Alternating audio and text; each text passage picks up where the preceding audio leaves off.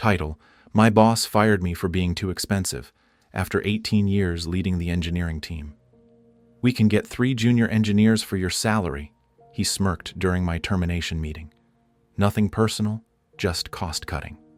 I nodded, politely, wished everyone well, and cleared out my desk without complaint. His panic calls began. When? Chapter 1. The End of an Era. 18 years. That's how long I'd poured my life into that company, longer than some of our interns had been alive. I built the engineering division from a cluttered corner in the back office into the beating heart of the company's innovation. Deadlines, patents, client crises, sleepless product rollouts. I'd been through it all. So when I got the calendar invite labeled simply HR meeting, mandatory, I knew something was off. The meeting room smelled faintly of burnt coffee and laminate polish. My boss, Leonard, sat at the head of the table next to Jenna from HR. She didn't meet my eyes. Leonard leaned back, hands folded across his gut like a king dismissing a loyal knight. "Mark," he began, voice dripping with rehearsed regret. "You've been a valuable member of our family, but after careful review, we've decided to eliminate your position." I sat still. He continued, "It's just economics.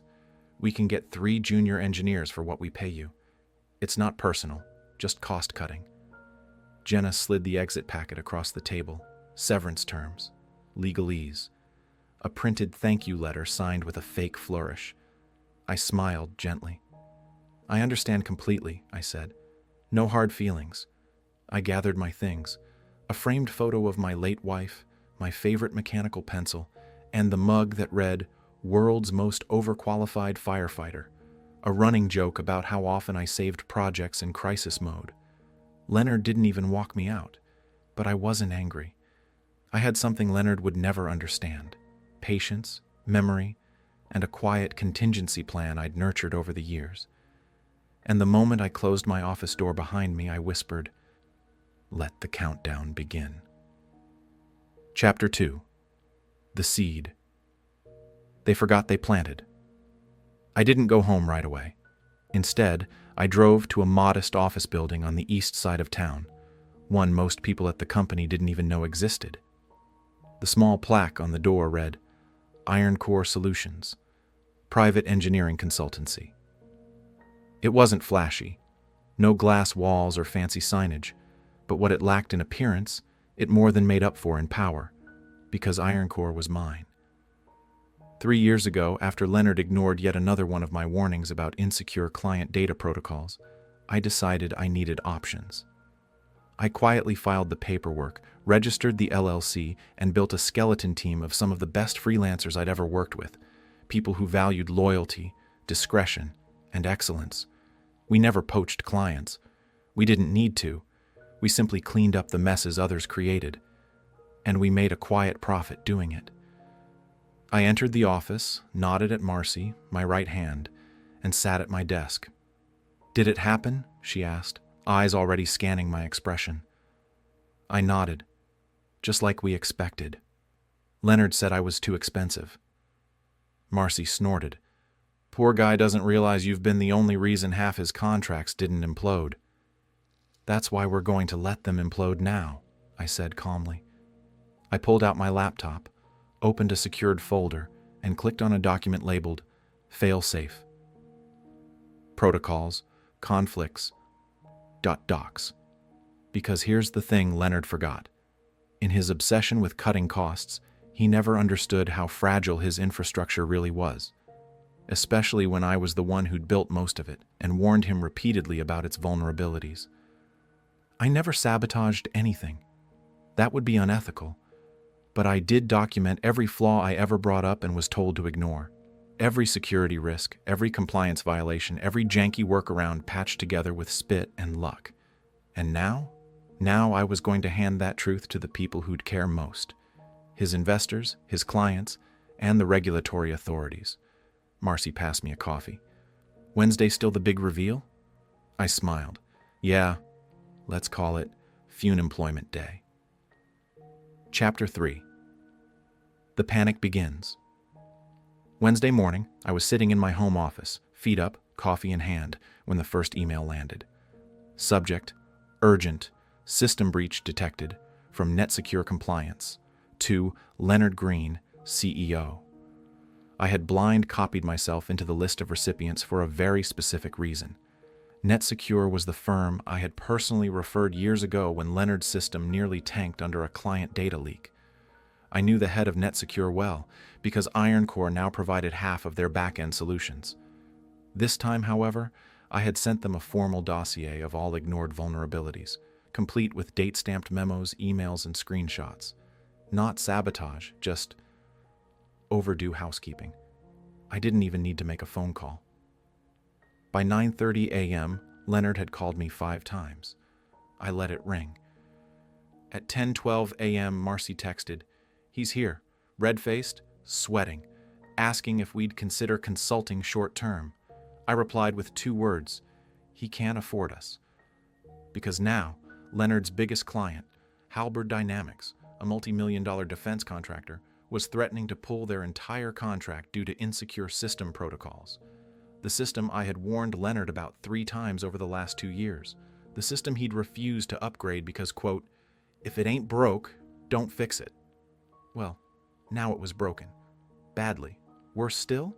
That same system housed records for 5 other major clients, 2 of which were federally regulated. One breach, even theoretical, meant months of compliance audits, potential lawsuits, and halted projects. By noon, I was on my second cup of tea when Leonard finally texted, "Leonard, Mark, please, I don't know what's happening, but I really need your help. You were right, okay? You were right. Let's talk." I read it, set my phone down, and smiled. Because what Leonard didn't know was that Halberd Dynamics had already signed a quiet proposal with IronCore. Yesterday, they'd made the decision within 6 hours of receiving the report I sent, attached with a detailed professional breakdown of how we could secure their entire infrastructure within a month. Their only condition? We want nothing to do with green tech going forward. I leaned back, watching the storm roll in. Leonard had gambled on cutting cost, but now the bill was coming due. Chapter 4: The Boardroom Collapse. Thursday morning began with a headline: Halberd Dynamics terminates contract with Green Tech following data scare. Sources say insider alert sparked audit. The article dropped like a bomb. By 9 a.m., 3 more Green Tech clients had contacted legal counsel. The company's stock, already unstable, dropped by 17% before the market even officially opened. And Leonard? He was busy assembling the board. I knew because Marcy, still quietly loyal, sent me a message. "Marcy, emergency meeting in conference room 3. He's blaming IT, screaming about sabotage. It's a circus." I wasn't surprised. Leonard's biggest strength was shifting blame. And his biggest weakness? Thinking everyone else was too stupid to see it. But this time, the board wasn't buying it. Because along with my quiet departure from Green Tech, I had sent the board members one final courtesy packet, a compilation of every security memo, warning, risk projection, and denied upgrade budget I'd submitted over the past 4 years. All ignored, all time-stamped, all acknowledged by Leonard. The cherry on top? Screenshots of his actual messages saying things like, "Security's just fear-mongering. We don't have the budget to coddle paranoia." So when he walked into that boardroom Thursday morning trying to scapegoat the IT team, they were already armed and furious. At exactly 10:36 a.m., I got a call from a blocked number. I let it go to voicemail. Seconds later, my phone buzzed again. Text from Marcy. "He just got voted out as CEO, effective immediately. They've launched a formal audit. He tried to walk out, but the lawyers were waiting." I exhaled slowly, like I'd just closed the door on a chapter that had loomed over me for far too long. But it wasn't over yet, because as Leonard was being escorted from the building, flanked by 2 executives and a legal rep, he finally realized the truth. The junior engineers he replaced me with? They'd quit the day before. 2 of them, fresh out of school, were now interning at IronCore. And the third? He was standing outside Green Tech's glass doors, holding a branded IronCore laptop and watching Leonard pass by. "Welcome to your new reality, boss," I muttered under my breath. The fun part? I hadn't even told Leonard what was coming next. Chapter 5. The Lawsuit. By Friday morning, GreenTech's legal department was in full crisis mode. Leonard's reckless decisions had cost the company nearly $120 million in lost contracts within 48 hours. But the true storm was still forming, quietly, legally, and with precision. A storm I had prepared long before my final day. You see, Leonard hadn't just fired me. He had done so after years of undercutting internal warnings, violating cybersecurity protocols, and, most importantly, violating federal data protection regulations by ignoring repeated compliance reports I'd submitted. 2 years ago, I began documenting everything, not out of malice, but because I'd seen this exact scenario destroy companies, and I wasn't about to let my name get dragged down with it. So when IronCore's legal team reached out and asked if I would serve as a confidential whistleblower consultant during GreenTech's upcoming FTC audit, I didn't hesitate. The lawsuit was filed that Monday morning. IronCore versus GreenTech et al., citing data theft, breach of non-compete agreements, and executive misconduct during acquisition talks. Yes, acquisition talks. Turns out, IronCore had once tried to acquire GreenTech. Leonard scoffed at the offer, mocked it, then used confidential details from those discussions to try and preempt IronCore in a government bid, using systems and frameworks we'd developed under NDA. Massive mistake. Because now, IronCore had every legal right to drag Leonard and the company through a prolonged court battle. The same junior engineers Leonard hired, 2 of them had given depositions voluntarily, citing pressure to falsify implementation dates and backdate performance metrics. Within 10 days, Leonard's personal assets were frozen pending investigation. His severance package was suspended, and the board issued a public apology, disavowing his actions and expressing their full cooperation with the ongoing legal proceedings. As for me, I wasn't interested in headlines. I didn't want applause. I just wanted peace. But I did receive one message that made me pause. An anonymous email. One sentence. "Was it you?" No signature. But I knew it was Leonard. I stared at the screen, then typed back, "You did it to yourself. I just made sure everyone saw it." Then I closed the laptop and walked outside, into a morning that finally felt free. Epilogue. The price of arrogance. 6 months later, I was sipping coffee on the balcony of a quiet coastal home far away from corporate chaos. No phones buzzing, no late-night bug fixes, just the sound of waves and the occasional tap of my rescue dog's tail against the deck. GreenTech? Gone. Well, not technically gone, but gutted. The FTC had fined the company $42 million. Several senior executives, including Leonard, were barred from holding C-level positions in any tech firm for the next 10 years due to gross negligence and ethical misconduct. The stock value plummeted, investors bailed, and the board sold what was left of the company, ironically, to IronCore. Leonard, he declared bankruptcy within 3 months.